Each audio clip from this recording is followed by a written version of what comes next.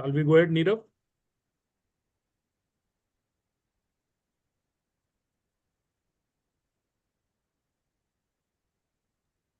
Just a second.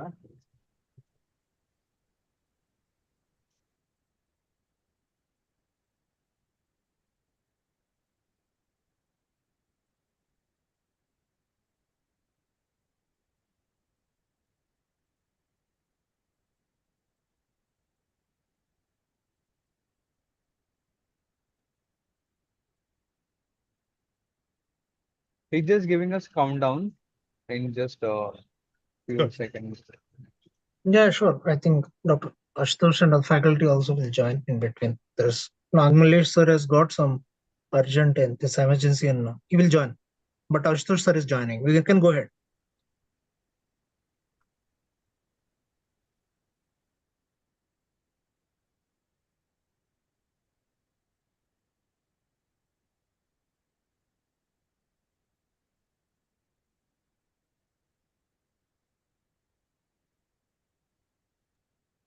Dr. Ashutosh has also joined. Yeah, he has joined. That heartbeat Ashutosh is Dr. Ashutosh Kumar only. Yeah. Nirav, are we good to go? I think we should make it. Sir, like just a that. moment.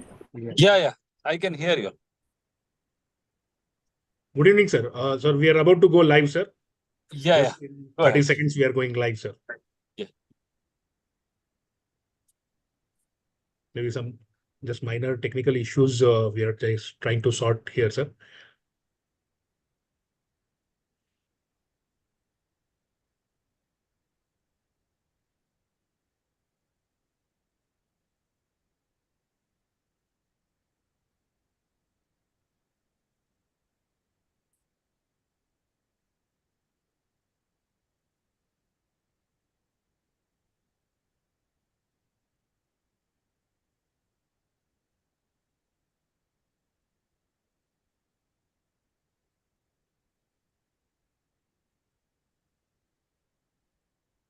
Sir, we can good to go.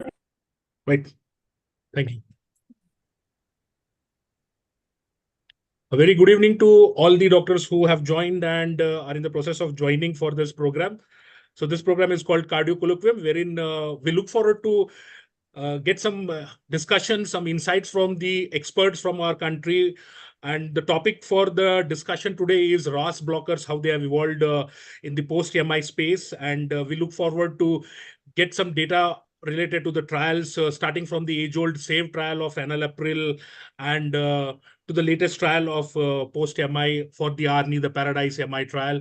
And we have luminaries from the field of cardiology who will be revealing the clinical scenarios for helping our audience today to choose a right drug for a right patient profile. So without further ado, what I'll do is I'll just quickly share my screen and I take this opportunity to first introduce our panel members. To begin with, it's an extreme pleasure for me to introduce our moderator for today's program, who doesn't require any introduction, Dr. A.N. Patnaik, sir, who was earlier the professor of cardiology at NIMS in Hyderabad. Currently, he is a senior consultant in cardiology at Star Hospital at Hyderabad. He has vast experience. I am sure many graduates, many postgraduates who have gained a lot of knowledge from him over the years. He has been into research and academic activities, be it the local or the national level, published various papers, and was investigator in some of the important clinical trials. So I welcome you, sir, and thanks for providing us your valuable time for today's program. Thank you. I take this opportunity to also introduce a senior faculty member who has joined today, Dr. Pramod Kumar, sir, who is a senior consultant interventional cardiologist working at Apollo Hospitals in Chennai. His areas of interest revolves around coronary interventions, valvular interventions, TAVI. He has presented various papers, be it national or international conferences, chaired multiple national and international conferences, been investigator to various pivotal clinical trials, and he has been a certified trainer in Harvard, UCLA, and Stanford in CT angiography. I welcome you, sir, and look forward for valuable insights from your end, sir. Please join me in also welcoming Dr. Nag Mallesh sir, who is lead consultant cardiology, interventional cardiologist at Aster CMI Hospitals in Bangalore. He's a director of heart failure transplant and MCS program in Aster Group of Hospitals in Bangalore. Prior to this, he was heading the Department of Cardiology in one of the renowned medical colleges in Bangalore, the MS Ramaiah Medical College. His areas of interest revolves around advanced heart failure, transplant cardiology.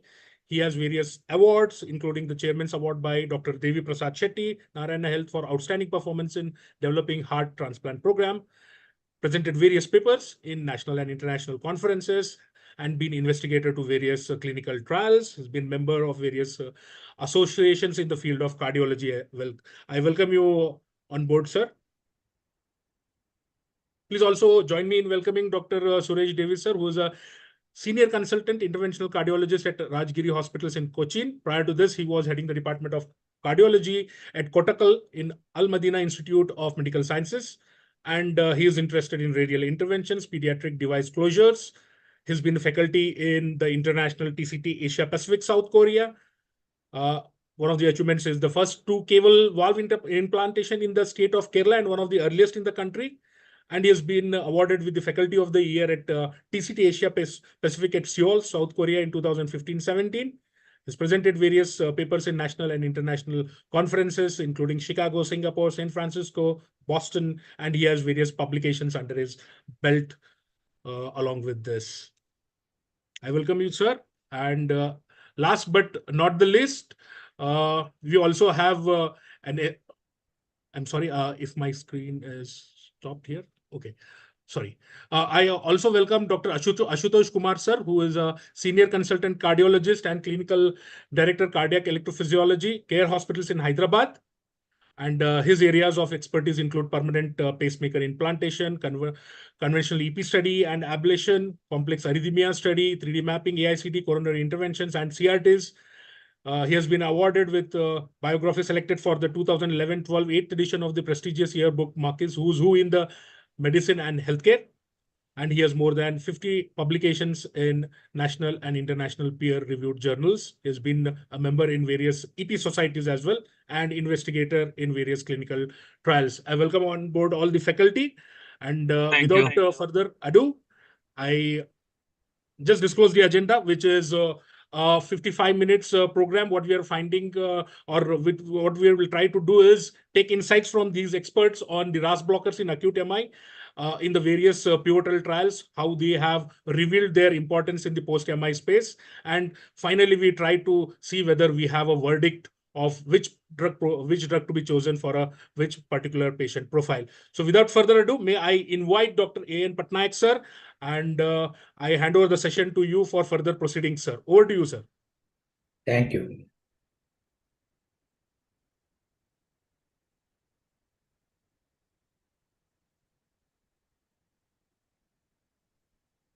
Good evening, organizers, my eminent co-faculty.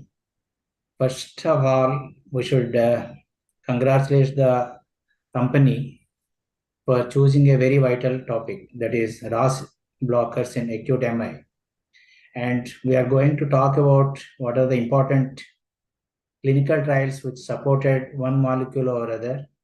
And as an introductory slide, I would like to show you. Each of you know about these RAS inhibitors. They include AC inhibitors and ARBs, and of course we have got ARNI now, which is of very important molecule in the treatment of heart failure, irrespective of its ejection fraction. So with this background, I would like to give an overview of the topic. As you know, all acute MIs are inherently going for LV dysfunction and heart failure in majority of them. This is irrespective of the revascularization, and the aim of various molecules is to reduce the deaths, reduce the reinfarctions, and reduce worsening heart failure. That is the main aim of various molecules. And The main culprit is left ventricular remodeling and left ventricular hypertrophy. That, in fact, is the initial step which leads to all these clinical events. So let us see the age-old AC inhibitors, how they have performed. As early as 1987 and early 90s, there are three important trials: SAVE trial, AIR trial, TRACE trial, which as students we had to face the examiners and answer these questions. And they were landmark trials. For example, SAVE is a trial on captopril, which has shown for the first time mortality benefit, not only in acute follow-up, but long-term follow-up. All the three trials are having long-term follow-up. In fact, AIR trial has extended long-term follow-up, and they have uniformly shown that not only the left ventricular echo parameters have improved marginally, but clinical events have reduced by way of reduced mortality. And SAVE trial, as I already told, has studied captopril maximum 50 milligram TID. So this is a dose even our experienced cardiologist might not have used. 50 milligram TID. 25 BD and 50 BD is the usual dose, but this is the dose they have used, and they compared with placebo, which has shown that there is 19% reduction in the mortality and 25 reduction in the recurrent MI. The echo parameters of cavity size also reduced in this 1992 trial.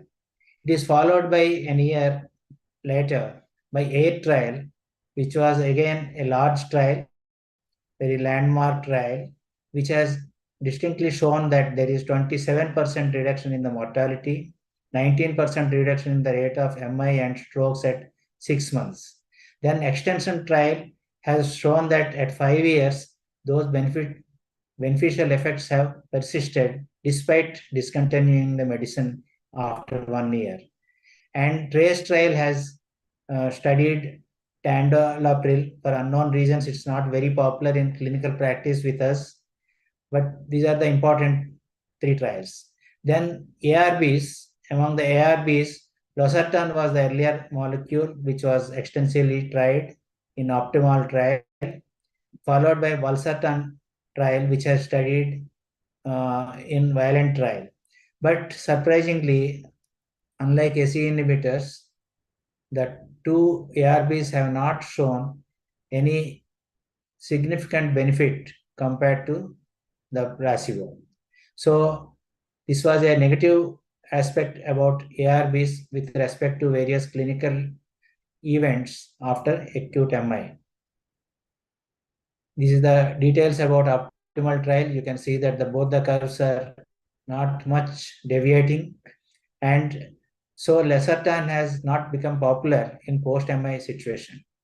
So also valsartan also surprisingly has not shown any additional benefit in the three arms. One arm was captopril, another arm was valsartan itself, another was valsartan with captopril, and it did not show any difference between various arms. So this was a surprise finding, and so for many years, even valsartan was out of favor for many years. Then let me interact with my panelists. Dr. Ashutosh, can you comment basing on these data? What is your preferred RAS blocker in ACS, whether revascularization has been done or not done?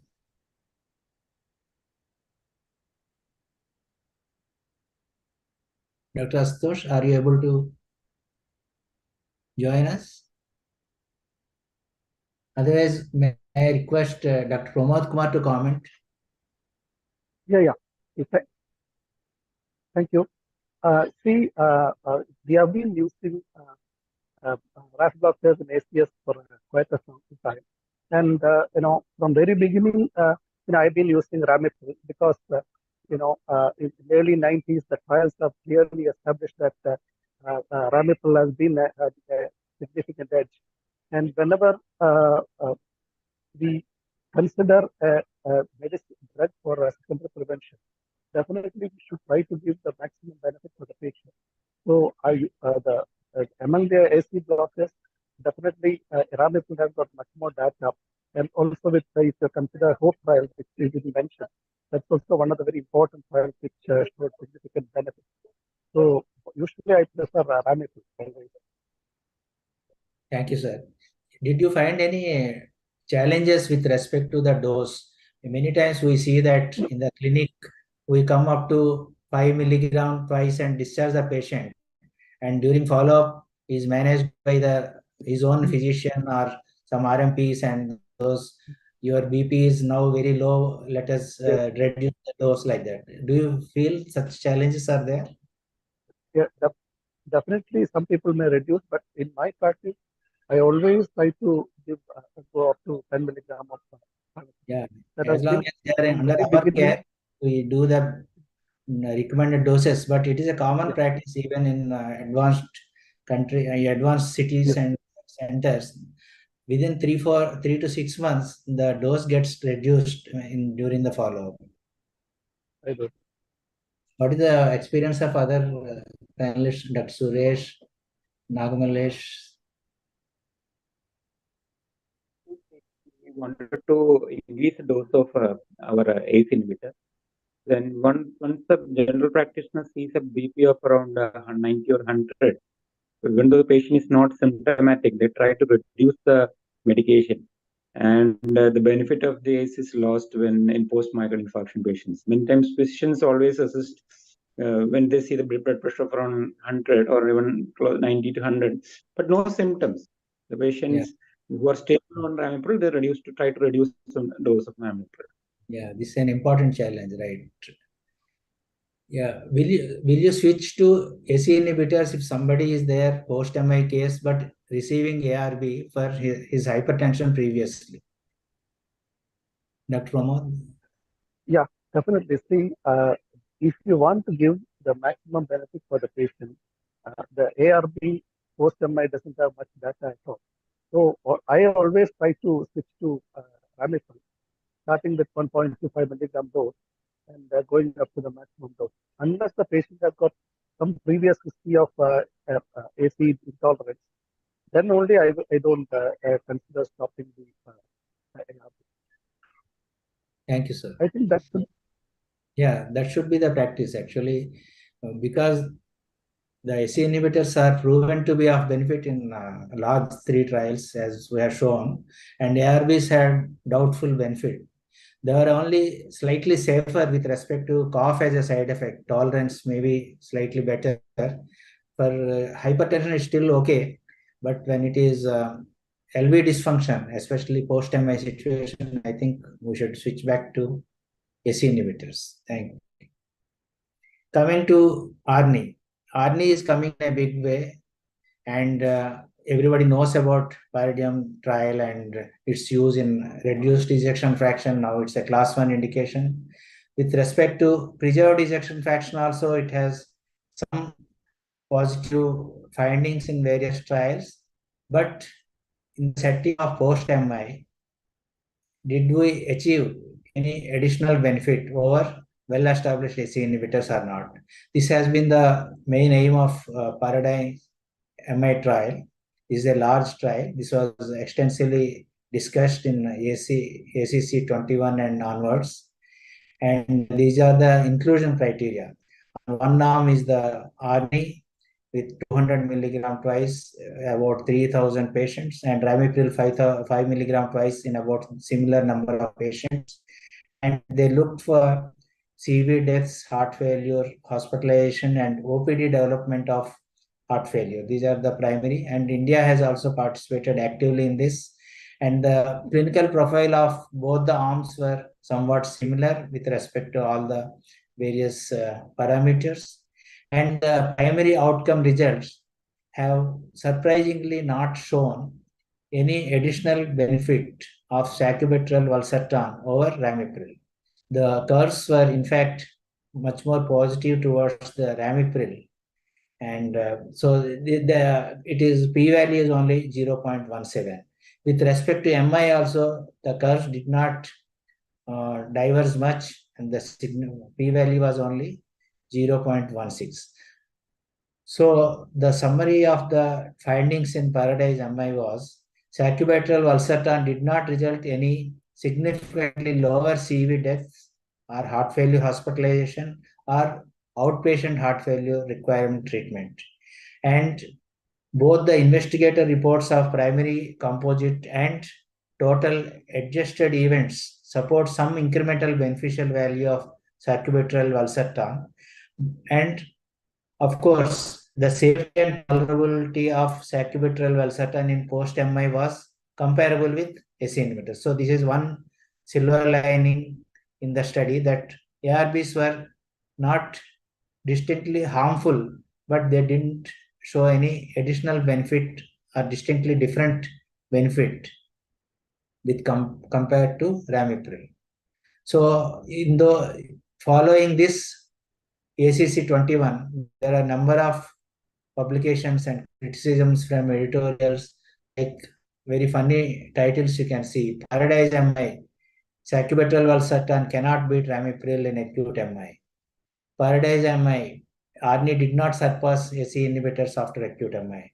Paradise MI makes me question the benefits of sacubitril valsartan. So such comments came in widely, and this was a discussion point in various conferences and opinion leaders. Now I request our panel members to comment on, based on the primary outcome results, do you think ARNI we should consider? Do you think it is not has enough strength to be recommended in post-MI situation? Sir, Dr. Pramod, sir. Definitely, army is not the choice at all for post-MI patients, because we don't have any significant data at all. But when you consider AC blockers, we have significantly very good data to say that is beneficial. So I don't think that by any chance we should consider army as a choice at all. But in patients whom AC is intolerant, then definitely we can consider army. Thank you, sir. Dr. Nagamalesh, sir. Sir, Nagmali sir is not joined. Sorry, suddenly there was an emergency. We Okay. can go ahead with the next panel, sir. Right, Suresh. Ashutosh and Dr. Suresh Davis can. Dr. Ashutosh, Dr. Suresh, can you please comment? Good evening, everybody. I think so far, whatever the studies has been done in the previously regarding the heart failure, it was for the dilated cardiomyopathy, in which we are not knowing what exactly is the previous background. It was a generalized that patients with heart failure were having benefit over the enalapril, but we are having very little data regarding the ramipril comparison. And as post-MI is a totally a different entity, where we were expecting that maybe RNA may be equivalent or maybe better, but it has failed. So every heart failure or every clinical subset should be seen in that background, and accordingly we should treat. So far, we are having evidence that ramipril is a good drug in favor of post-MI remodeling, as well as in the acute condition. So my take is for patients who are having clear-cut heart failure, over the the army is doing very good. But when it comes for the acute MI setting, where already the established drug, we are still lacking the evidence in favor of heart failure or in the acute management of post-MI circumstance. So ramipril is still the best choice, and it should be done.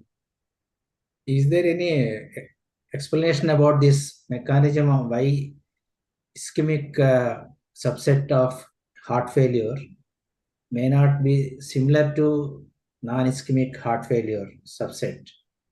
Why ARNI has failed here? So, is there any explanation? Any one of you, sir? We are not having. I think we are not having a sound foundation for why drug has in this one. But if you see from the first study of Paradise trial, it has scored over the enalapril only. And Yeah. as we know, enalapril is not a very good it is a good antihypertensive, not a very good heart failure drug. So when it comes to the heart failure, we have scored, no doubt, but in the background of the what you call patient's profile, it is only the heart failure. It is not the ischemic driving heart failure which is going to be beneficial. So that will be one of the clear works in the parameter starting modeling to the ischemic response and the analysis. So certainly this may be the one of the reason why over the enalapril in the heart failure it has worked, but not on the it is my take. Yeah, thank you. I think one of the experts I had talking in a lecture, he says that the neurohumoral adopting mechanisms have not matured in post-MI situation, like chronic heart failure. Probably that's why ARNI is not so much effective. That's what he said. But I think there are several views on that. This is not the forum to discuss so many details about ARNI now. Okay, let us go to the. Now, what are the various current guidelines suggesting, basing on these evidence? The latest ESC guidelines 2017 post-MI guidelines on ACE inhibitors were, it is class 1 with level of evidence was A.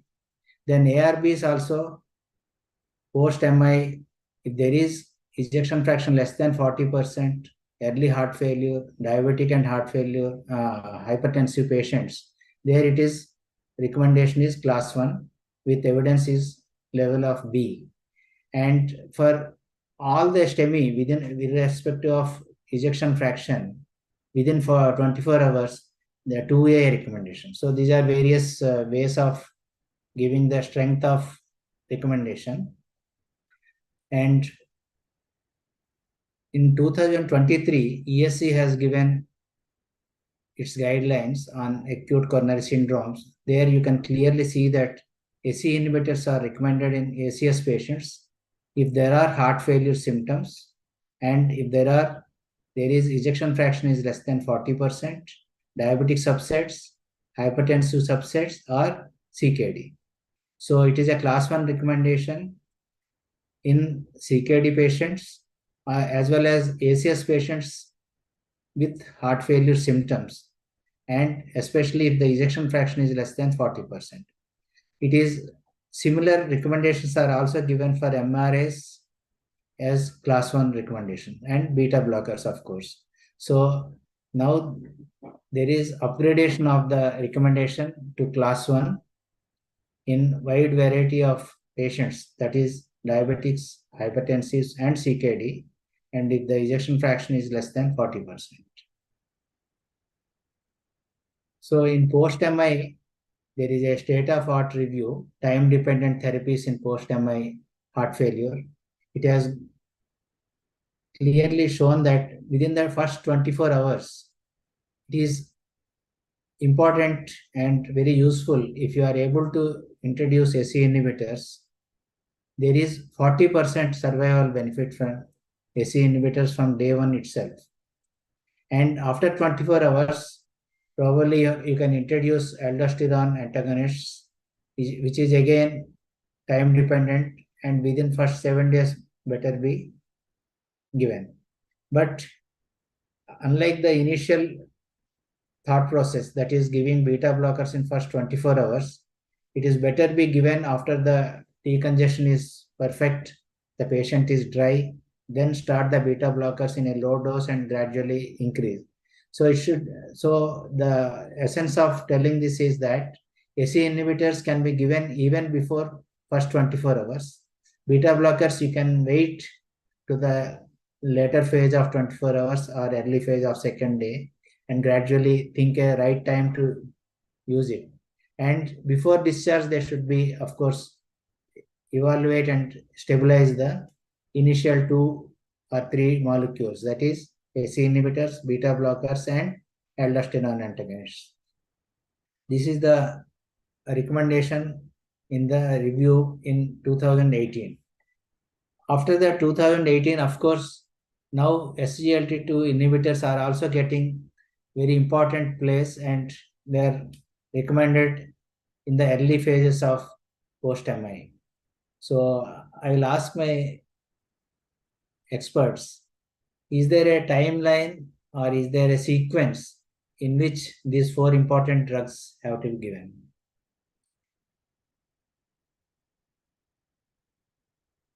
Vijay Kumar, Pramod sir, what is your practice like? Is there a sequence? Do you follow sequence, or how do you do it actually?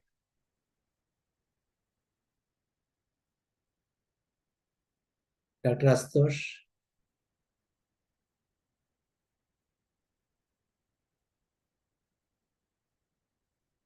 Okay, there seems to be some. No. So you just got disconnected, sir. Sir, Suresh sir can share in the meanwhile.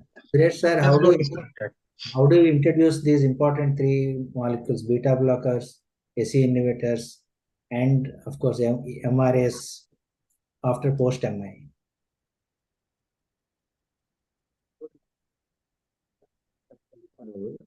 But many times we're forced not to use it because many of the patients come with heart failure, and when you give diuretics, it may produce hypovolemia. That is one period there is a hesitancy in starting ACE inhibitors. If it's a stable heart coronary disease, when post MI, LVF is less than 40%, but patient is not in has not received significant diuretics, then ACE inhibitor will start. But in a patient of hypovolemia, I will take a while for things to settle after the diuretic dosage, and then start ACE inhibitors as first choice. Then we may add beta blockers and the aldosterone antagonists. And SGLT inhibitors, we are starting right away because I don't think there is any time gap for starting an SGLT inhibitor. Yeah, I think the practice is almost similar to what we do. We have to see the clinical condition of the patient, his stability, whether is there ongoing angina, is the systolic blood pressure is stable, is potassium level is acceptable. All these things are to be taken into consideration, and then we do start SE inhibitors wherever it is feasible. Like there can be 2 subset of patients. One, they're very well stabilized by end of the first day. There can be a subset where still heart failure symptoms are still there. So we have to assess, we have to see the decongestive status and then introduce ARNI. Yeah. So in post-MI, post-revascularization, suppose there is primary PCI done in acute MI, what do you want to do? Do you want to start beta blockers first or SE inhibitors, or any? Is it different if no revascularization is done? Dr. Suresh? Vascular or revascular as far as treatment is concerned. We'll start with ACE inhibitors and then followed by beta blockers. But if some patient has significant tachycardia, then you may start a beta blocker if the patient is not in heart failure. You would like to control the heart rate. And definitely beta blocker in post-MI situation is known to reduce the ventricular arrhythmias. So that is one area where you favor a beta blocker if the patient is not having any failure symptoms. Yeah. Acute failure, I mean. What is the usual choice of your beta blocker in post-MI situation? We use the 3 cardiac selective beta blockers. So you can use bisoprolol, which is now getting favorable these days. You can start a very low dose of 1.25 and start escalating. Or you can use the good old carvedilol. The only thing is that you have to be little careful about the blood pressures when you start carvedilol. And one which one is commonly used is metoprolol, but now we are looking towards more of bisoprolol than metoprolol these days. Thank you. I think for the students and the junior consultants, we should not be in a too hurry. At the same time, we should not unnecessarily delay the introduction of very important molecule, that is beta blockers, AC inhibitors, and MRAs in a post-MI situation.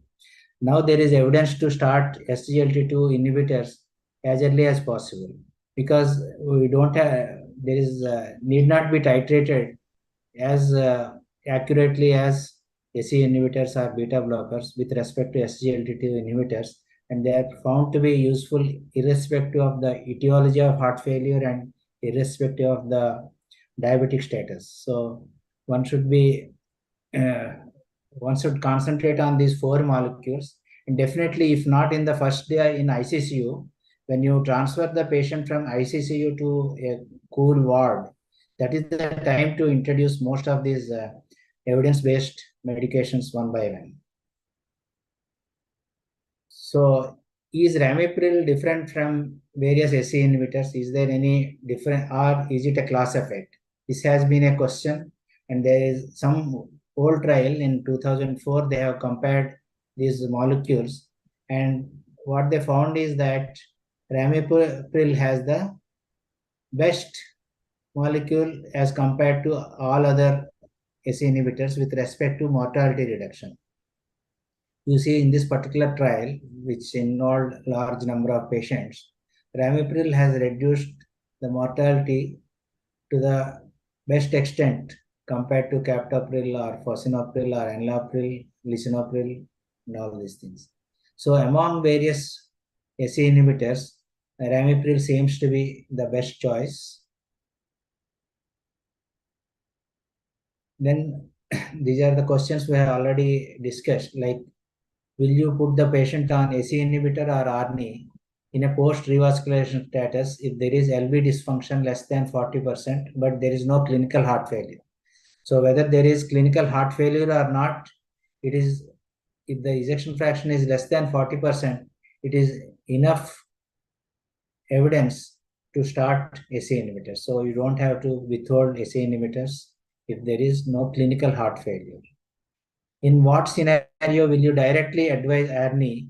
What dose do you use? So this question, I think ARNI is not yet been proven to be used in that way, even if there is no clinical heart failure in post-MI situation, though revasculation has been done. So this is the answer for it.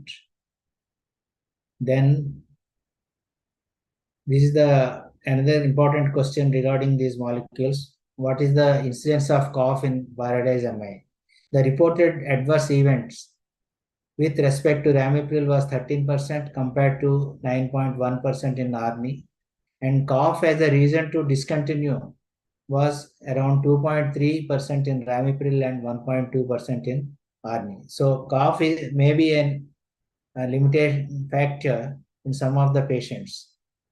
What do you feel, Dr. Suresh? In your practice, do you think it is an important factor for not using ramipril? Start on ramipril, but not every patient. Few patients definitely complain of severe cough. Yeah. That is time when you change over to ARB. That is the one only. I think it's the only indication we are changing from ACE to ARB is when the patient has got that very difficult to tolerate the cough. Some people do have feel cough. Yeah. In my practice also, because AC inhibitors are so they are proven beyond doubt that they are very beneficial, we try to continue the AC inhibitors for 1 more day or 2 more days so that the cough may self-limit, or you give some low dose of antihistaminic syrup or tablets and reassure the patient. Probably by continuing ramipril is much better than stopping and giving ARVs, because we have seen that ARVs have not proven to have extra benefit as much as AC inhibitors. So the take-home messages from our discussion today is, in post-MI patients with LV dysfunction, AC inhibitors are consistently have shown to reduce hard points, that is CV deaths and all-cause mortality, as proven in SAVE trial, AID trial, TRACE trial, ISIS 4, GC3. But in this scenario, ACE inhibitor seems to have a class effect, but in elderly patients especially, ramipril seems to be a choice molecule among the various ACE inhibitors. In Paradise MI trial, this is the first and only clinical trial so far with ARNI compared to ramipril. It did not outperform ramipril with respect to cardiac events. So ramipril 10 milligram per day, that is 5 milligram twice, offers maximum benefits as proven in 8 trial and Paradise MI. We should give maximum benefit to maximum patients, and cough as a side effect is not limitation in many of them. If you have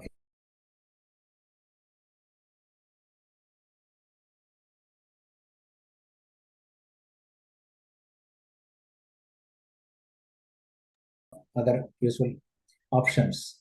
So with this, I'm stopping to share the PPT. If there are any other points we can discuss. Yes, sir. Yeah. Thank you so much, sir. There are a few queries which has come, sir, directly as messages, sir. So there is a query stating that for adults who have been found to be diabetic and hypertensive and having microalbuminuria, for as a primary prevention, which RAS blocker would you recommend, ACE inhibitor or ARB?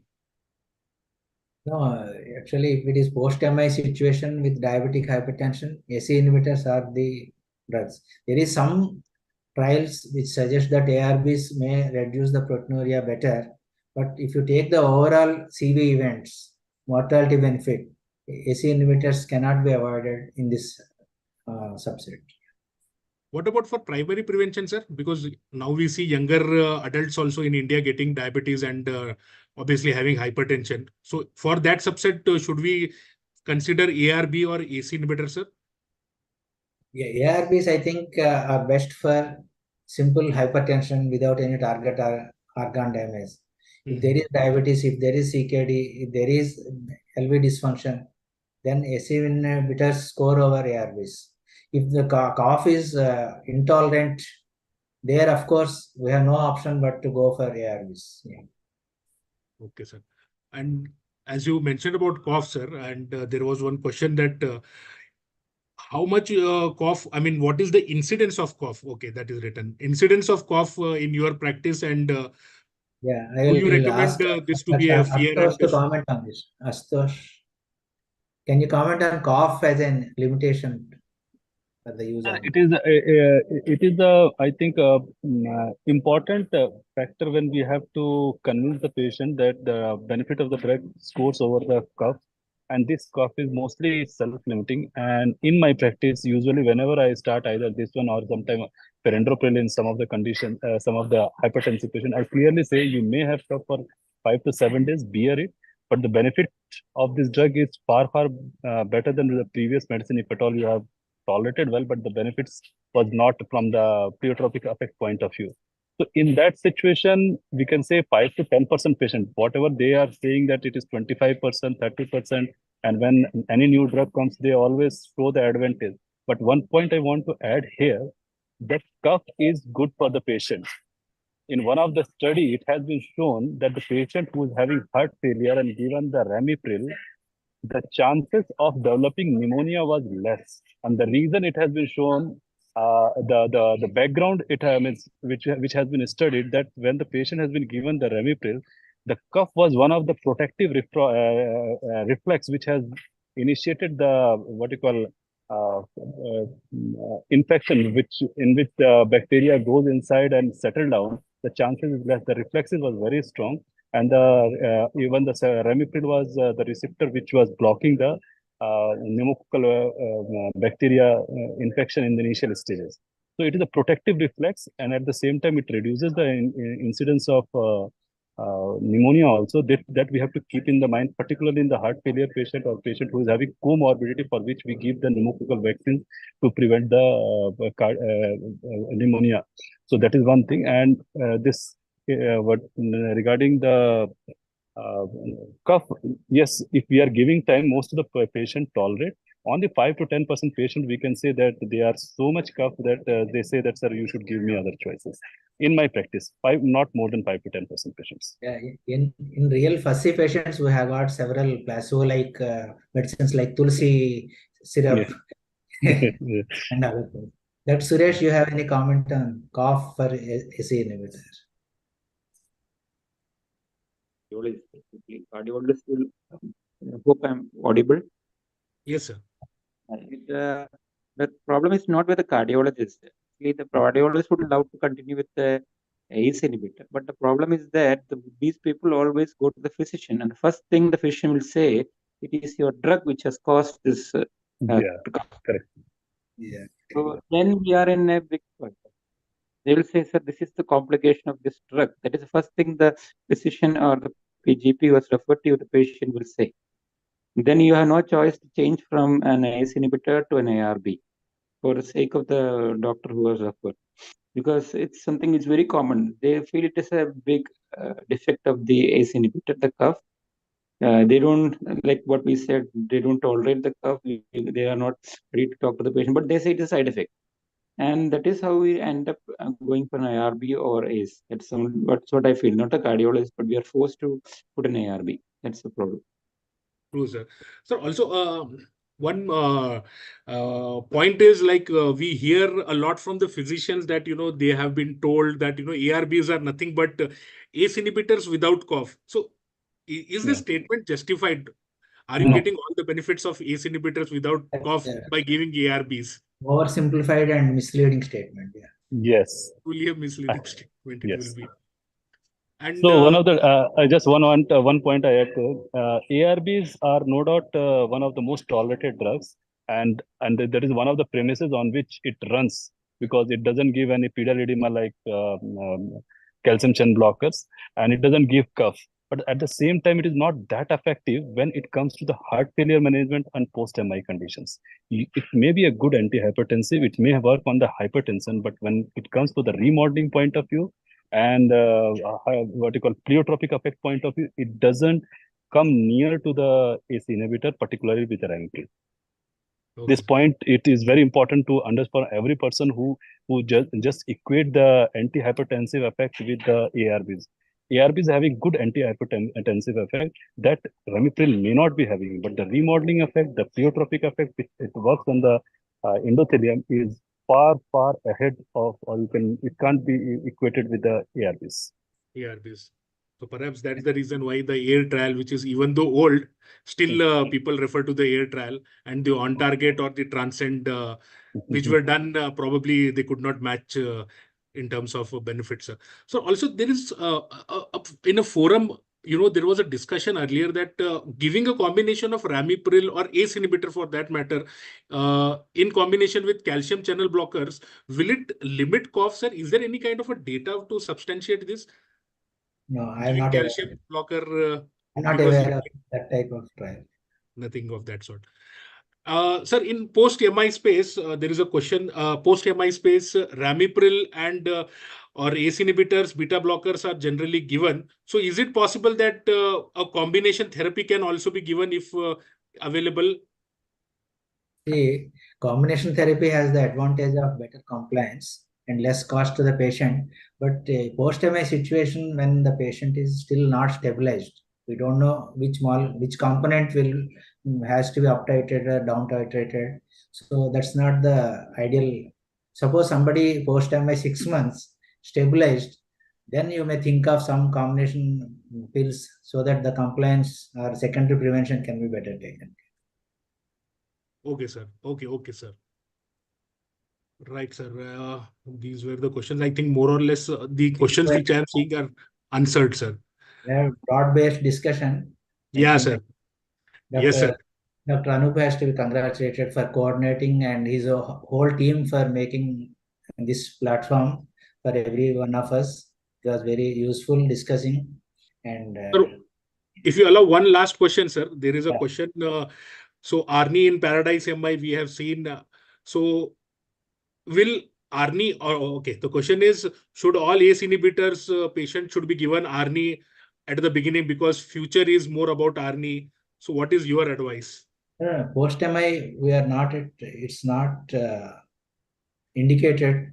It's not on-label indication. If somebody is giving, then at their own risk. At their own risk. So it is, I mean, even now also, even in 2024, we can safely say that ACE inhibitors should be given for post-MI patients. Only in animal studies, it has been proven to be slightly beneficial.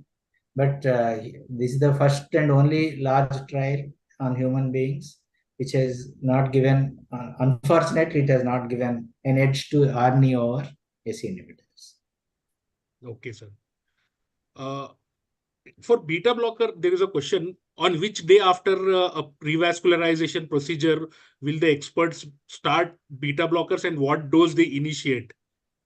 Beta blockers should be given if there are no contraindications the moment the patient is come for your first checkup. And luckily, those who are practicing in bigger cities, even the peripheral centers, they are already starting it. So fortunately, it's a good thing they are doing. Like metoprolol is such a commonly used drug, and they are already on metoprolol extended release 25, most of them. Only they are a little hesitant about starting carvedilol, bisoprolol, or other proven drugs. So I feel if there is heart failure, there's 4 drugs. One of the 4 drugs can be given: metoprolol extended release, or bisoprolol, or carvedilol, or in elderly maybe nebivolol. Nebivolol for them. And it should be given as early as possible. Maximum tolerated doses. All the GDMT drugs, for that matter, should be given as close to the dose used in the trials, so that the maximum benefits can be obtained. So there are 2 things. One is target dose, one is maximum tolerated dose. So in clinical practice, you have to see what is the target dose in the trial which has proven, what is the maximum tolerated dose in the particular index patient you are treating. Then you have to go stepwise.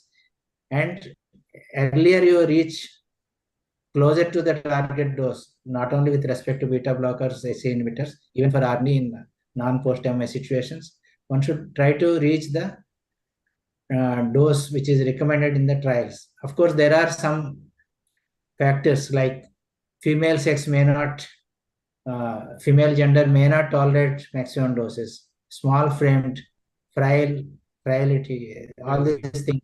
Some people have inherently low BPs.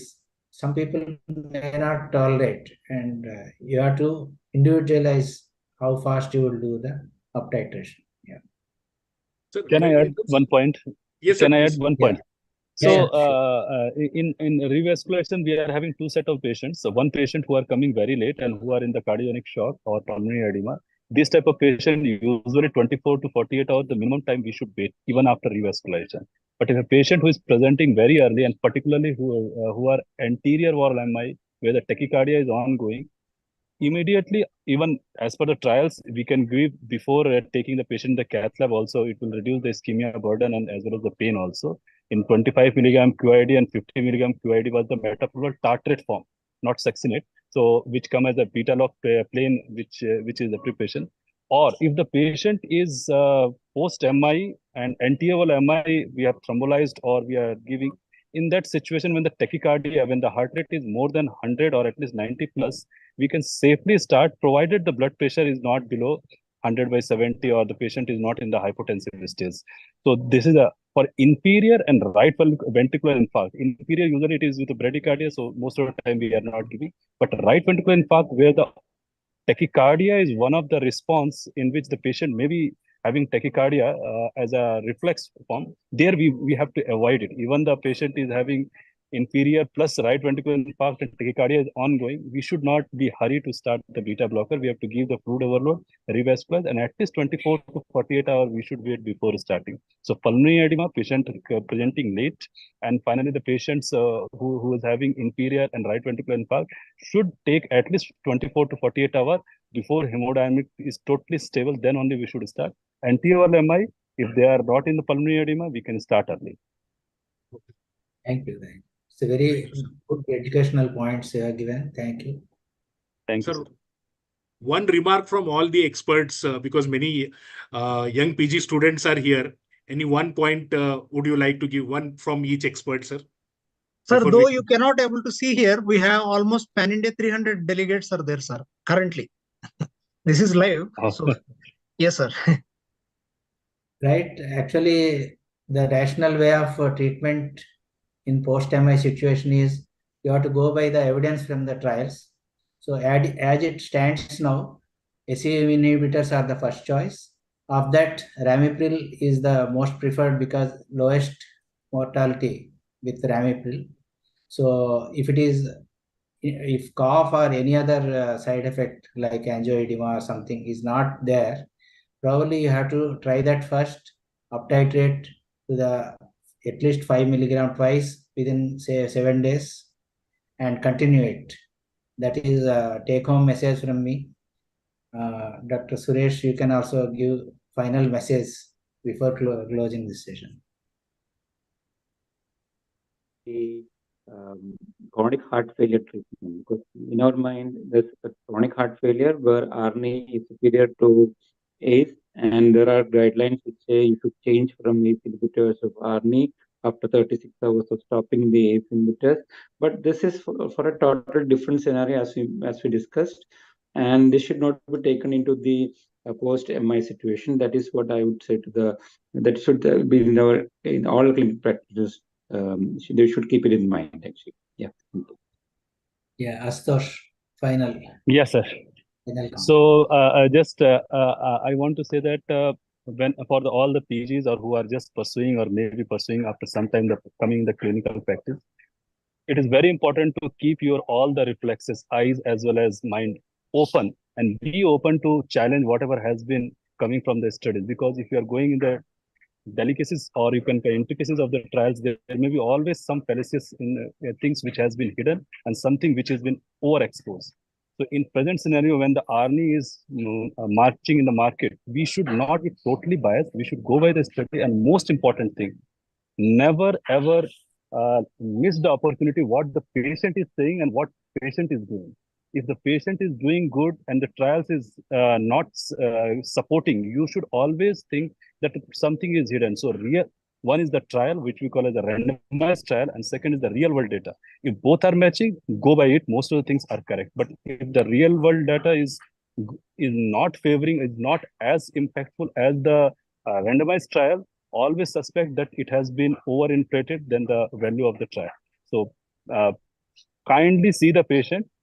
US patient or you can European patient and Indian patient, all are different. What has been studied, it was studied in the real world, sorry, in the controlled manner.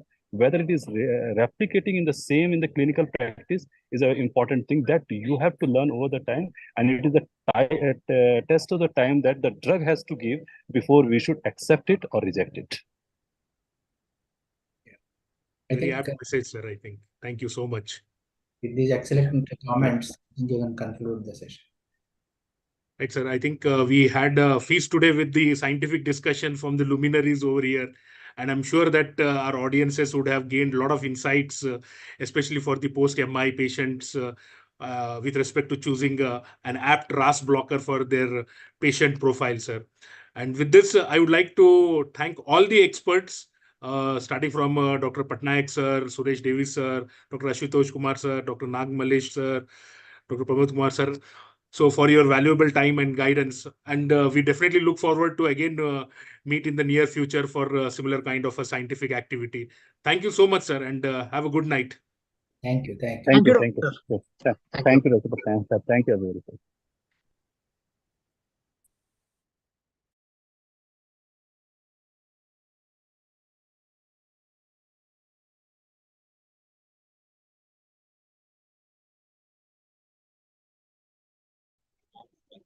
Hi, Nirav. I think we can close the session.